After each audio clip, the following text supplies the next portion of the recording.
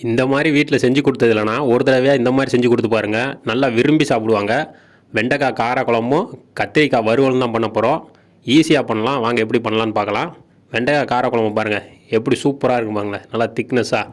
அதுவும் இந்த வெண்டைக்காய் கார குழம்புக்கெல்லாம் அந்த கத்திரிக்காவை நல்லா வறுத்து சாப்பிடும் போது டேஸ்ட்டு பார்த்திங்கன்னா அவ்வளோ சூப்பராக இருக்கும். எந்த வித மசாலாவும் சேர்க்காமல் நம்ம கத்திரிக்காவை நல்லா வறுத்து எடுக்க போகிறோம். வெண்டைக்காவை பார்த்திங்கன்னா நம்ம பெரிய பெரிய சைஸாக தான் கட் பண்ணி எடுக்க போகிறோம். இந்த வெள்ளை கத்திரிக்காயை நல்லா வதக்கி சாப்பிடும் போதாங்க நல்லா கத்திரிக்காய் சாப்பிட்ட மாதிரி ஃபீலே வருது. ஃபஸ்ட்டு வந்து நம்ம வெண்டைக்காய் கார குழம்பு பண்ணிடலாம். அதுக்கு மண் சட்டியில் பண்ண போகிறோம். நம்ம அதுக்கு ஆயில் சேர்த்துட்டு நல்லா பார்த்திங்கன்னா வெண்டைக்காவை பெருசு பெருசாக கட் பண்ணி வச்சுருக்கோம். அதை வந்து நல்லா பார்த்திங்கன்னா வதக்கி எடுத்துடலாம். அது நல்லா பார்த்திங்கன்னா சுருங்கி வரும் வெண்டைக்காய். அந்த டயத்தில் நம்ம எடுத்து வச்சிடலாம். இது வதங்கி வர்றதுக்கெலாம் ரொம்ப லேட் ஆகுதுங்க. வெண்டைக்காய் 2லேருந்து ஒரு 3 நிமிஷம் சுருங்கி வந்துடுங்க. அந்த டயத்தில் நம்ம வந்து எடுத்து வச்சிடலாம் தனியாக. பார்த்தாலே தெரியும். இப்போ நம்மளுக்கு ஒரு 2லேருந்து ஒரு 3 நிமிஷம் நம்ம நல்லா வதக்கிட்டு இருக்கோம். இப்போ இந்த டயத்தில் நான் எடுத்து காட்டுறேன் எப்படி சுருங்கி இருக்க மட்டும் பாருங்கள். இந்த மாதிரி லைட்டாக சுருங்கி வந்தால் போதும், எடுத்து தனியாக வச்சுருவோம். இப்போது அதே ஆயிலில் கடுகு, வெந்தயம், சீரகங்க ஒரு 1/4 டீஸ்பூன் எல்லாமே சேர்த்துட்டு நல்லா பார்த்தீங்கன்னா பொரிஞ்சு வரட்டும். 10 பல்லு பூண்டு சேர்த்துக்கலாம். பூண்டு மெயினாக சேர்க்கணுங்க. அதுவும் பூண்டு வந்து அளவுக்கு அதிகமாக சேர்த்துடக்கூடாது, கொஞ்சம் கம்மியாகவே சேர்க்கணும். நம்ம வந்து இந்த அளவுக்கு சேர்த்தாலே போதும். பச்சை மிளகாய் காரத்துக்கு ஒரே ஒரு பச்சை மிளகாய் சேர்த்துருக்கோம். வேணும்னா நம்ம மிளகாய் பொடி சேர்த்துக்கலாம். 15 சின்ன வெங்காயம் கட் பண்ணி சேர்த்துருக்கோம். சின்ன வெங்காயம் சேர்த்தா தான் காரக்குழம்புக்கு நல்லா டேஸ்ட்டாக இருக்கும். கொஞ்சமாக கருவேப்பிலை சேர்த்து நல்லா வதங்கி வரட்டும். ஒரு 3 நிமிஷம் கழித்து நம்ம பார்க்குறோம். பார்த்தீங்கன்னா வெங்காயம்லாம் நல்லா வதங்கி வந்துருச்சு. 3 தக்காளி சின்ன சின்னதாக கட் பண்ணி வச்சுருக்கோம். அதையும் சேர்த்துட்டு அதுக்கு தேவையான அளவு உப்பு சேர்த்து நல்லா வதக்கிடலாம்.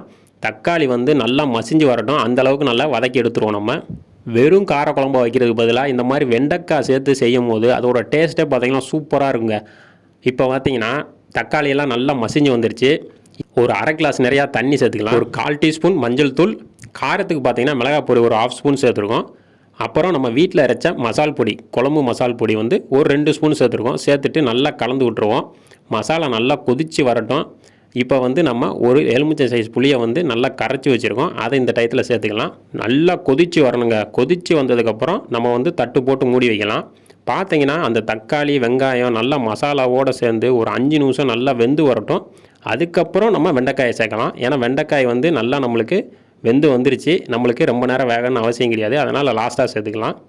இப்போ ஒரு 5 நிமிஷம் நல்லா பார்த்தீங்கன்னா மசாலா நல்லா கொதிச்சிருக்கு. இந்த டயத்தில் நம்ம வெண்டைக்காயை சேர்த்துக்கலாம்.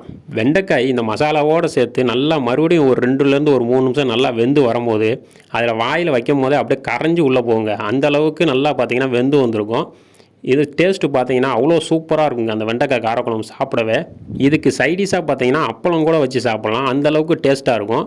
இப்போ நம்ம ஒரு 2லேருந்து ஒரு 3 நிமிஷம் நல்லா வெண்டைக்காய் சேர்த்ததுக்கப்புறம் நல்லா வெந்து வந்திருக்கு. நம்மளுக்கு சூப்பராக ரெடி ஆயிடுச்சு. இந்த டயத்தில் நம்ம இறக்கி வச்சா நம்மளுக்கு கரெக்டாக திக்னஸ்ஸாக இருக்கும் கிரேவி. இல்லாட்டி ரொம்ப கட்டி ஆயிரும். பார்த்தாலே தெரியும் எந்த லெவலில் நம்ம வச்சுருக்கோம்னு. இப்போ வந்து கத்திரிக்காயை நல்லா வதக்கி எடுத்துடலாம். பார்த்தீங்கன்னா கடுகு, சீரகம், ஒரு 4 பல்லு பூண்டை சின்ன சின்னதாக கட் பண்ணி வச்சுருக்கோம். காரத்துக்கு பார்த்தீங்கன்னா ஒரு 2 பச்சை மிளகாய், ஒரு பெரிய வெங்காயம் சின்ன சின்னதாக கட் பண்ணி அதையும் சேர்த்துருக்கோம். கருவேப்பிலை கொஞ்சமாக சேர்த்து ஒரு 2 நிமிஷம் வதங்கி வந்தால் போதும். நம்ம கத்திரிக்காவை சேர்த்துடலாம். கத்திரிக்காவை சேர்த்ததுக்கப்புறம் நம்ம வந்து பார்த்திங்கன்னா தண்ணியெல்லாம் எதுவும் சேர்க்க வேணாம். அது ஆயிலே நல்லா வதக்கி எடுக்கணும். கத்திரிக்காவை இந்த மாதிரி நல்லா பெருசு பெருசாக கட் பண்ணி சேர்க்கணுங்க. சின்னதாக சேர்த்திங்கன்னா மசிஞ்சிரும், ரொம்ப மசிஞ்சு குழஞ்சிரும். அதனால் நம்ம இந்த பெருசு பெருசாக கட் பண்ணி சேர்த்துருக்கோம். இந்த டைமில் உப்பு சேர்த்துக்கலாம். உப்பு சேர்த்துட்டு ஒரு 2லேருந்து ஒரு 3 நிமிஷம் தட்டு போட்டு மூட வேணாம். அப்படியே வெளியே வச்சு வதக்கலாம். கொஞ்சம் கலர் சேஞ்ச் ஆகும். அதுக்கப்புறம் நம்ம தட்டு போட்டு மூடிக்கலாம். இந்த மாதிரி டயத்தில் நம்ம கொஞ்சமாக மஞ்சள் சேர்த்துட்டு நல்லா கலந்து விட்டுருவோம்.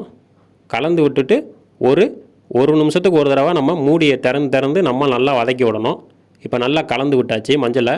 இப்போ தட்டு போட்டு மூடிடலாம்.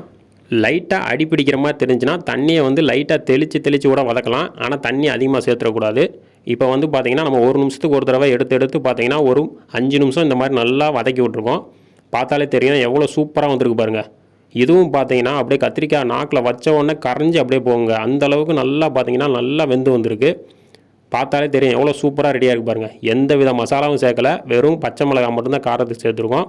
இதை எடுத்து சாப்பிடும் போது பார்த்தீங்கன்னா காரக்குழம்புக்கெல்லாம் வச்சு சாப்பிடும் போது டேஸ்ட் அவ்வளோ சூப்பராக இருக்குங்க.